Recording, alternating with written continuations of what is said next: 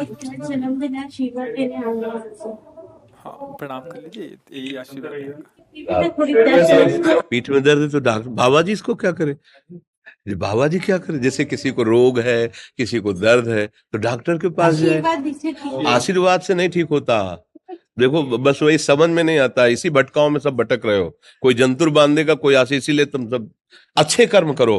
पूर्व के पूर्व कर्मों के पाप से हमें दंड मिलता है। अच्छे कर्म करो, नाम जप करो, माता पिता की सेवा करो, सद्भाव से चलो। अभी ये कर्म नष्ट हो जाएंगे, किसी से जंतुर बंधवाने की जरूरत नहीं, किसी से आशीर्वाद मांगने की जरूरत है। अब नाम जप ना करो, खाओ मुर्गा मांस, पियो शराब, करो व्यभिचार करो, तो बाबा जी आशीर्वाद दे दे तो कोई आशीर्वाद काम नहीं करेगा। दुर्गति होगी यहाँ भी और वहां भी। हमारी बात समझो। हाँ, जरूर बुरा लगता है, सत्य विषय बुरा लगता है, पर अगर बच्चा सावधान हो जाओगे तो सुखी हो जाओगे। कोई भी हो, हम किसी एक के लिए बात नहीं करते, सबके लिए करते हैं। सब भागते हैं इस बात में कि बाबा जी आशीर्वाद दे, रोग रहित हो जाओ। कभी नहीं होगा, कभी नहीं होगा। तुम्हारे आचरण ठीक होंगे तब तुम्हारा सब काम बनेगा।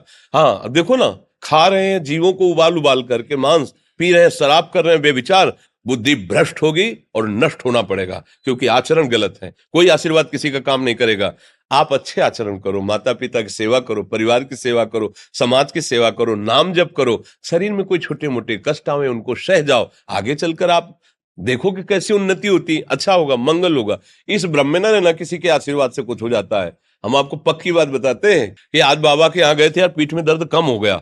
ये तुम्हारा पुण्य लग गया, पुण्य बन गया, तुम्हारा कर्म। तुम आए ना यहाँ, तो जो जो पाग आगे धरे कोटिन यज्ञ समान, साधु दर्शन के लिए भाव से आए तो तुम्हारा वो रोग नष्ट हो गया, तुम्हारे कर्म से नष्ट हुआ। तुम सत्कर्म किए ना, उससे कर नष्ट हुआ। बात समझो बच्चा, आप हमारे घर के हो सब। आशीर्वाद देने से हम कई बार कहा कि अगर तुम सुखी हो जाओ तो हम किसी से न मिले, चुपचाप अपने कमरे में बैठे केवल आशीर्वाद देते रहे सबको। लेकिन नहीं सुखी होगे। सुखी होगे तुम अपने कर्म से। को न काहू के सुख दुख कर दाता, और निज कृत कर्म भोग सुन भ्राता। हे भाई, अपने कर्म का भोग ही आपको भोगना पड़ेगा। कोई भी तुम्हारे कर्म को नहीं मिटा सकता, एकमात्र भगवान। एकमात्र भगवान, मेरी बात मान लेना। उनकी शरण में और नाम जप करो, सब ठीक हो जाएगा। तुम्हारे भजन से होगा, तुम्हारे अच्छे आचरण से होगा, तुम्हारी धार्मिक प्रवृत्तियों से होगा।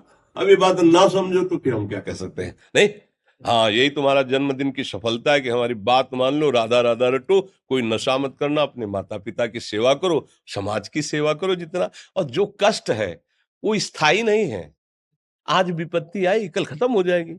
अभी दिन है, फिर रात आ जाएगा, रात है तो दिन आ जाएगा। ये क्रम चलता रहता है, हमें निराश नहीं होना।